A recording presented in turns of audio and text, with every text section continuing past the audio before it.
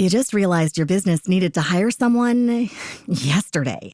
How can you find amazing candidates fast? Easy. Just use Indeed. Stop struggling to get your job post seen on other job sites.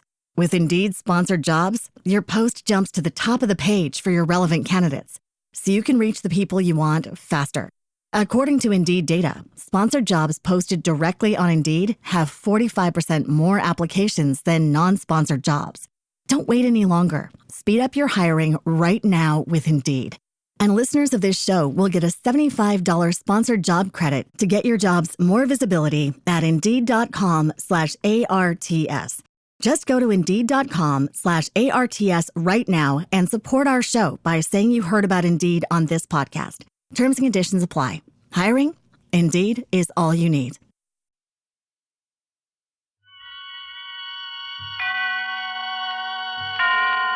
Autolite and its 96,000 dealers present Suspense. Tonight, Autolite brings you A Ring for Marya, a suspense play starring Mr. Cornell Wilde. Oh, John, it's a beautiful ring. So you like it. A nice diamond, huh? John, I can't tell you how much. Oh, Marya, I would have done more for you and long ago, but for my business trouble, like a stone around my neck hangs that. I know, John. The store. Yes, the store.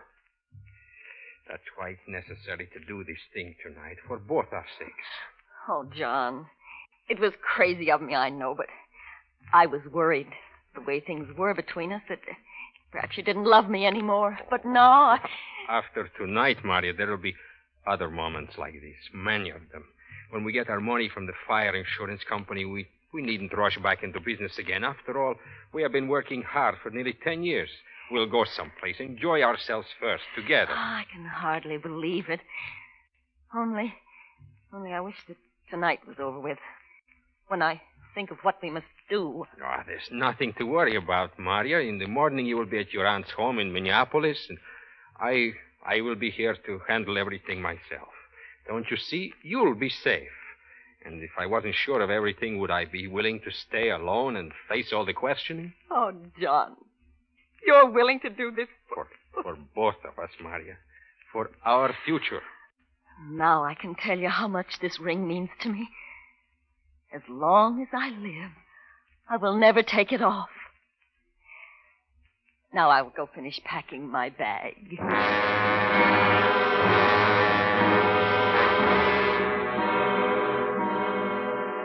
She kissed me before she went, and then I sat there on the couch and rubbed away at my mouth. She always smelled like laundry water, I thought. She was so big, older than I was.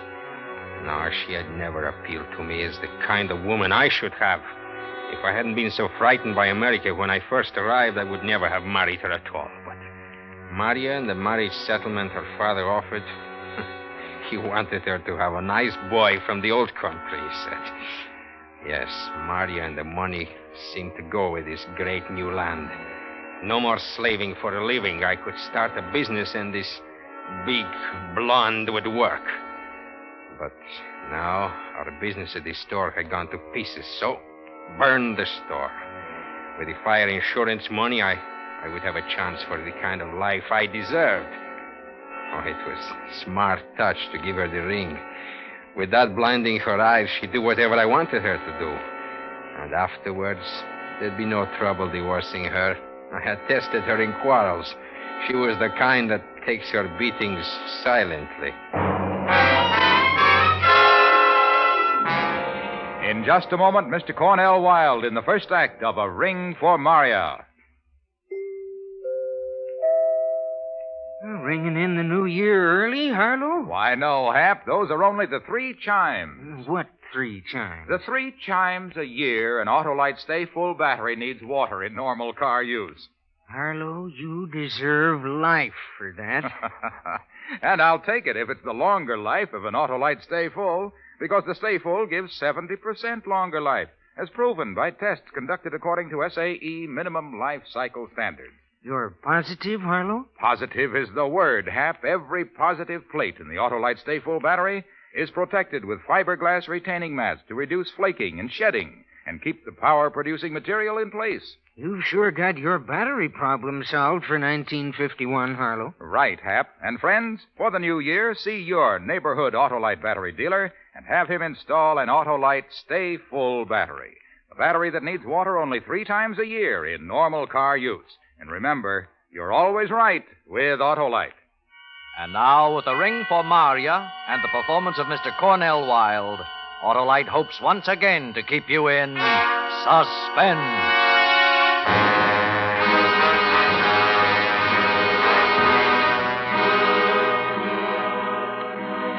Before I left the house, I told Marya to be sure and telephone her aunt in Minneapolis that she was coming. Then I stopped in at a bar and ordered a whiskey. When the bartender wasn't looking, I spilled this whiskey all over my shirt front. Next, I telephoned my friend, Frank Laszlo, and told him to stop in at my house at 11:15 on his way home from his restaurant. He would be my alibi. I was getting ready for the part of the plan I hadn't told Marya about yet. And I wasn't going to tell her. That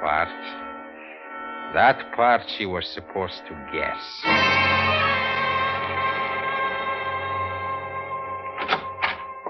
John? Oh, I'm so glad you're back. I tried not to think of it, but... John, you look... What's the matter? I can't do it. What? I can't go. I can't trust myself. I even had some drinks to get up my nerve, but... No, I've been through too much all these months worrying. You have been drinking. I can smell it.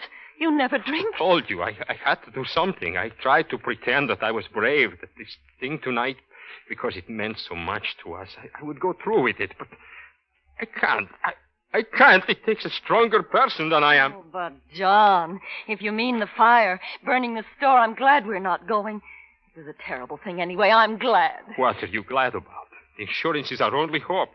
Do you know what it means? Without it, we have nothing. It's the end of things, of you and me, of everything. I will have to go away alone. I couldn't go on with you knowing that I'm a failure as a man. John, it is not the end. I can take the store. We'll begin fresh again. No. It was the only thing. Now we shall fail. I shall just go somewhere and disappear, and you... Yes? Yes, John? What about me?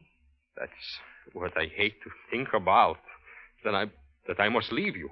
If only this thing tonight could be done. It's so simple. It's all arranged. We would have had happiness. John, let me do it. You were willing to stay behind and face everyone while I was safe at my aunt's. Why shouldn't I be willing to do as much now that this strain has proven too much for you? You stay here, John. I will go to the store. I will do it myself and then get on the train. It will be as we planned, only...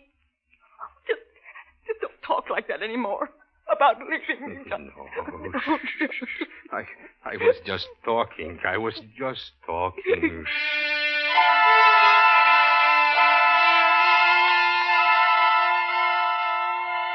It was 11:15. Marya had been gone 20 minutes when I heard Frank's ring at the door. Good. I would keep him a half hour, and by then the fire should have been discovered, and someone would call me. Hello, Frank. Come in. Good evening, John. It's so nice of you to let me come so late. Does the letter mention my mother? How is she getting along? Yes, and your brother and his wife all are well. Ah. Come, sit down here. I have poured a glass of wine for each of us. Thank you. Where is Marya? Asleep? No, she went out to visit friends. At least that's what she said. You think I should suspect her, perhaps? Oh, no, John. Everyone knows how Marya feels about you. Yes, of course. Now about her. A good girl, Marya. But here, you want the letter. Here. Here it is, Frank. Go ahead, read it. I'll pour some wine.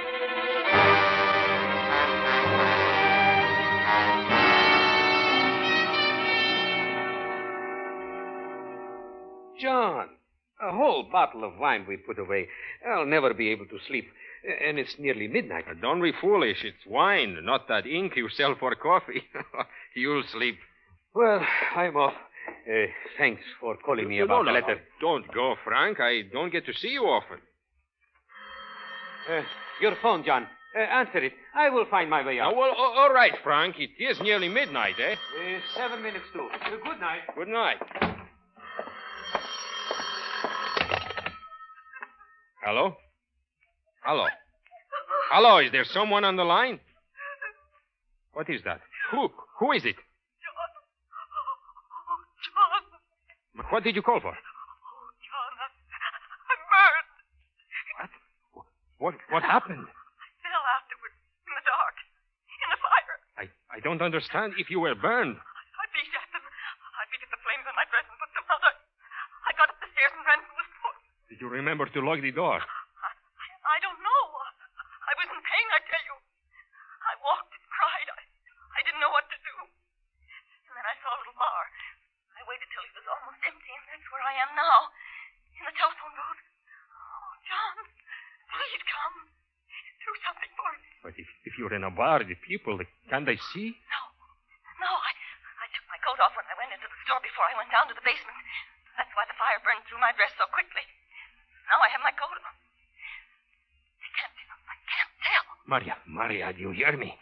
Yes, John. I'm coming with the car. Where is the place? A little bar. Clock Street.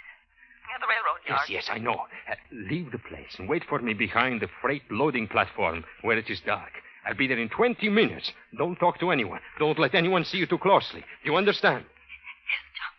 Hurry.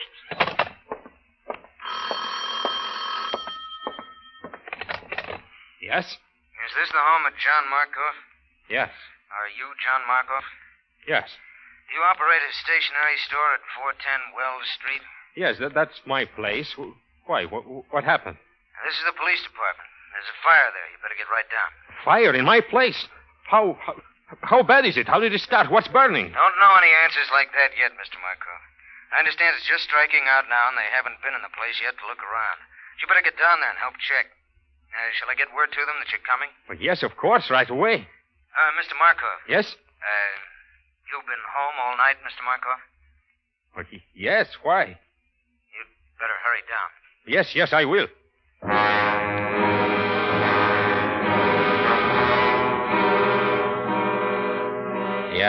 Yes. But which would I go to first? To Marya, who sounded in such pain she might tell everything to the first person who found her?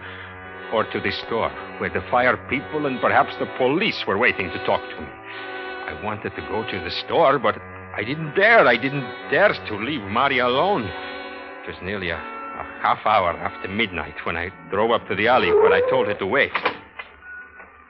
Marya, here. Hurry. I can't, John. Get in, come on. John. A doctor. Right away, John. Marya, how badly are you burned? Are you sure it's... John, it's bad. Marya, listen to me. The police have called me about the store, and they are waiting for me there. Do you understand? The police are waiting? But you will take me to a doctor first. You will. How can I, Marya? I told them I would be right down. I'd lost time driving to pick you up first. It will look suspicious. Very suspicious if I'm delayed. But I must. What'll I do? Marya, I must leave you someplace in the car and go the rest away in a cab. I will get through with them as quickly as possible. And then I will be back for you. I can't wait any longer. You have to, Marya. Don't you understand what it means? You must. Promise that you will stay in the car quietly until I call. All right. All right.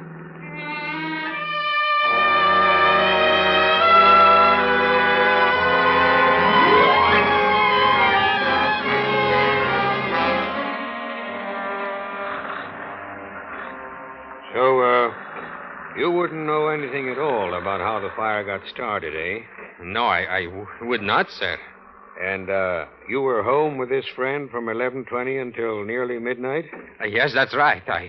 I was home with my friend Frank Laszlo. He owns that restaurant right on the corner there. He always closes up by 11, and tonight he stopped in to read a letter I received from friends of ours in the old country. All right. We'll talk to Mr. Laszlo. In the meantime, Mr. Markov, you better drop in at the fire marshal's office in the morning at 10 o'clock. You mean that I... No, I don't mean anything. Why, certainly. Anything I can do to help, I'll be there, of course. Of course.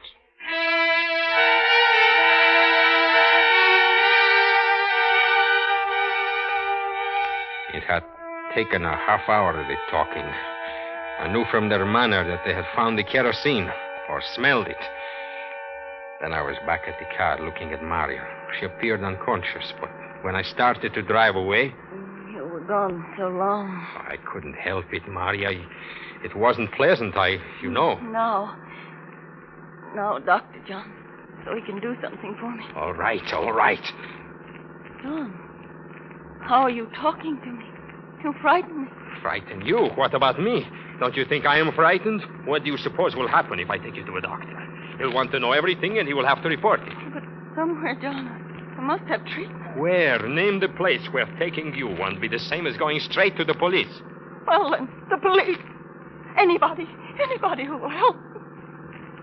John?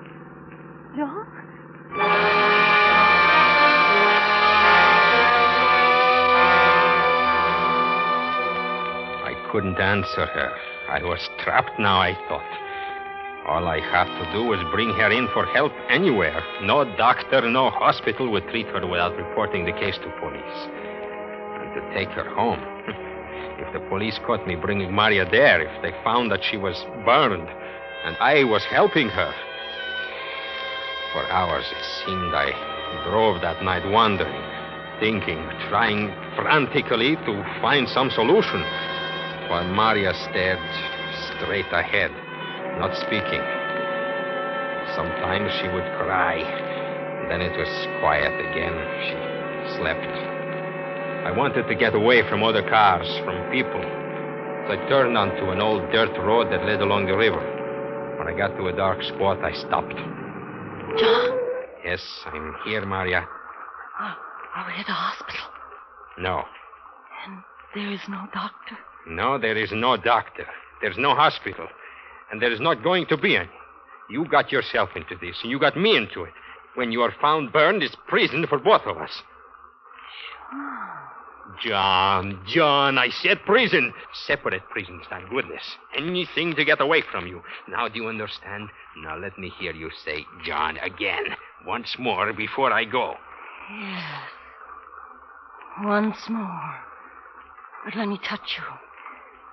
Let me just touch you. What are you doing? John!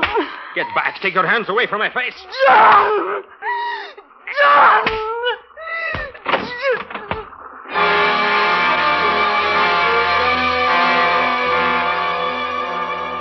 Somehow, I got out of the car and away from her. It must have been with her last strength that she attacked me, because she fell back. But then when I stopped to look back, she was out of the car, standing unsteadily on the ground. I called, but she didn't hear. She turned, and I saw that she was trying to reach the river edge. She was weak, sagging under her weight, but she kept on and made it almost. At the very edge of the river, she slumped to the ground in a kneeling position. I started for her, but inside of me I felt only jelly. And then as I stood there, I saw she was doing something with her hands, as if wringing them. Then I realized she was taking off the ring, the diamond ring she had said she would keep on as long as she lived. It must have slipped from her hand because she started pawing around in the dirt. Then she got it, turned, and threw it at the car with all her strength. With the effort threw her off balance, and she slowly fell backward, like an old doll, into the water. She was gone. God. Now I was out of it. They wouldn't be able to touch me. Free.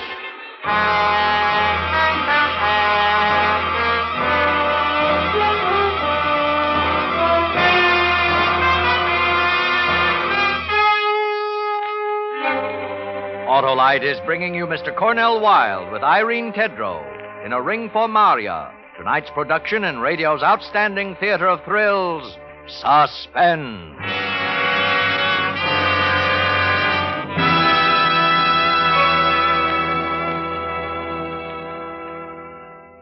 Harlow. What are your plans for the start of a new year? Same as usual, Hap. I always get the start of the year with an Autolite Stay Full battery. The battery that needs water only 3 times a year in normal car use. But aren't you going to welcome the year in? Why, sure, Hap. Year in and year out, there's nothing more welcome than the dependable starting power and extra convenience of the Autolite Stay Full battery. You'll be the life of the party, Harlow. Hap, my good man, you can't beat the Autolite Stay Full for longer life.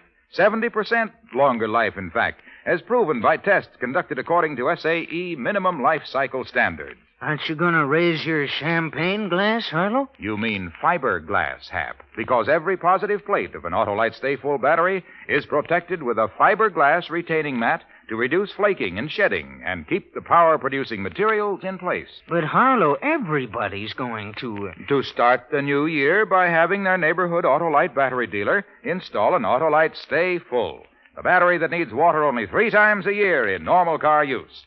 And remember, you're always right with Autolite.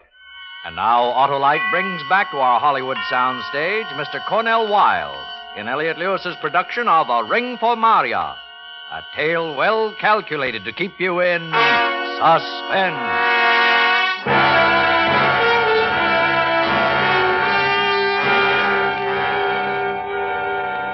Early in the morning, I went to a police station. I had decided it would look odd when Marya's body was found if I had not reported her absence.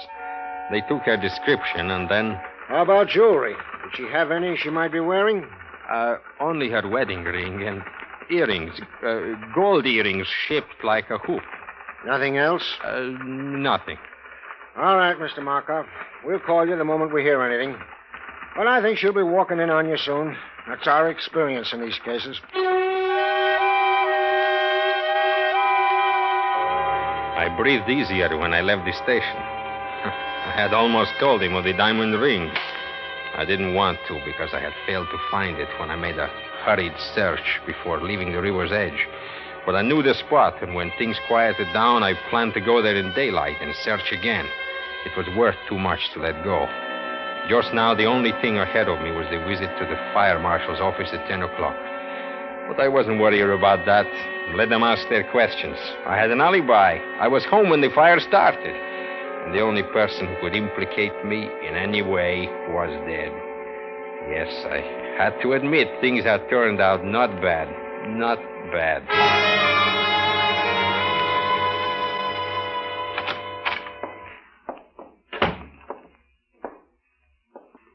Oh, yes, sir? My name is John Markov. I'm to see the fire marshal this morning. Oh, yes, Mr. Markov. Just a moment. Mr. Markov is here, Marshal. Very well. The marshal is coming out, Mr. Markov. Morning, Mr. Markov. Had a lot to think about. Yes, I've heard. The fire, and then this morning early you reported your wife missing, didn't you? Yes, I was going to tell you about it, too. I was already informed, and I'm afraid I have what may be bad news for you, Mr. Markov. The police think they found her. Found her? How? Where? Very unusual. You reported her as alive only last night, yet this morning, a half hour ago, her body was found floating in the river. The description tallies exactly. Floating?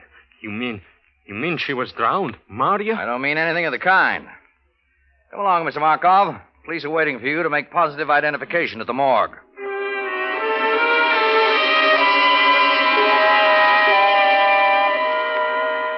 I didn't like the way the marshal talked or acted with me. It made me feel as if something had gone wrong. But I told myself to stop worrying. They could know nothing, especially if Marya was dead. But what did he mean talking as if she wasn't drowned? I was still thinking about this when we got to the undertaker's. 2 men were standing outside. They nodded at the marshal, and something told me they must be detectives. Then one of them spoke to me. You're Mr. Markov? Yes. I'm Sergeant Holbrook with the Homicide Bureau of the Police Department, Mr. Markov. We'd like to take a look through your car. Is it here? Why, sure, go ahead. Let me have your keys, you mind? Yes. We might have to move the car, one reason or another. Yes, all right. Come along this way, Mr. Markov, for the identification.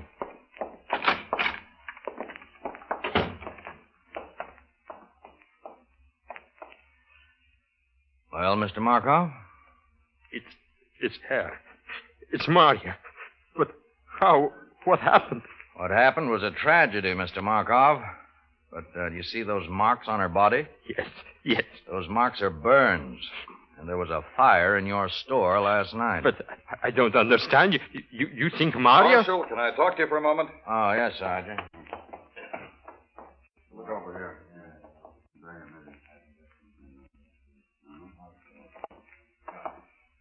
Mr. Markov, did you know your wife telephoned her aunt in Minneapolis last night and told her she was arriving for a visit there this morning? Did you or didn't you know that, Mr. Markov? You're awfully slow answering very simple questions. No, I did not know it. I see. Well, anyway, she did, Mr. Markov. You might like to know how we found out, would you? Why, yes. You see, when your wife wasn't on the morning train at 7 o'clock, her aunt got worried and telephoned your house, but got no answer. I was at the police station reporting Marya's absence. That's right. At 9:30, your wife's aunt telephoned again, but this time to your place of business. Naturally, she was told the line was out of order. Now she really was worried, and that's how we found out about it. She telephoned the police. I talked to her. Did you tell her about Marya? No, Mr. Markov. I knew a body had been found that answered the description of Mrs. Markov, but I wasn't sure yet. I'm only sure now. But Mrs. Markov's aunt told me something else. It seemed that your wife was very happy about a gift you gave her last night, and naturally, as women will, she had to talk about it. She told her aunt. You remember the gift? Oh, yes, of course. It slipped my mind in all this that has happened. The ring, you mean? The diamond ring, you mean? That's right, Mr. Markov. She was wearing that ring, wasn't she, when you last saw her? Yes, I forgot. She must have been wearing that. That's right. And she left the house before the fire, naturally, about 11, you reported. And you never saw her after that until this morning, here? No, I did not. You're sure? You're very sure of that? Yes, I'm sure.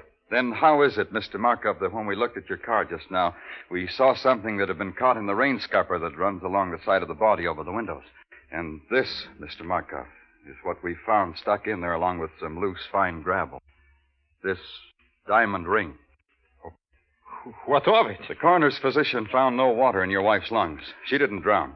In his opinion, she died from heart failure, directly superinduced by her pain and burns. How did this terribly injured woman get to the river, miles from the scene of the fire? The diamond ring tells us the answer. She was taken there and thrown in. Thrown in by you, who watched her die, even though you might have perhaps saved her life by getting medical aid for her. But I didn't throw her in. She fell in, I tell you. She fell in. It was an accident. No, Mr. Markov.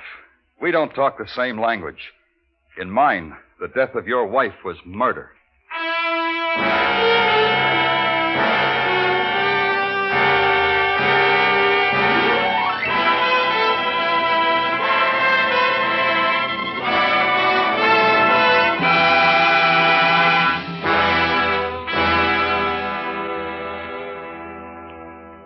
Suspense, presented by Autolite. Tonight's star, Mr. Cornell Wilde. Well, see you next year, Harlow. Okay, Hap, and in the meantime, don't forget. Don't forget what? That Autolite makes over 400 products for cars, trucks, planes, and boats in 28 plants coast to coast. These include complete electrical systems used as original factory equipment on many leading makes of America's finest cars. Electric windshield wipers, starting motors, voltage regulators, coils, distributors, wire and cable, generators. So, friends, don't accept electrical parts supposed to be as good. Ask for and insist on original factory parts at your neighborhood service station, car dealer, garage, or repair shop. And because all Autolite parts are original factory parts, you can be sure you're right. Because you're always right with Autolite. Next week on Suspense, Mr. Mickey Rooney as star of Alibi Me. And in weeks to come, you will hear such famous stars as Ginger Rogers, Eve Arden, and Ezio Pinza, all appearing in tales well calculated to keep you in suspense. Suspense is produced and directed by Elliott Lewis, with music composed by Lucien Moraweck and conducted by Lud Gluskin. A Ring for Marya was written for Suspense by Louis Pollock. Cornell Wilde is next to be seen in the new RKO Technicolor production, Sons of the Musketeers. And remember, next week on Suspense, Mr. Mickey Rooney in Alibi Me.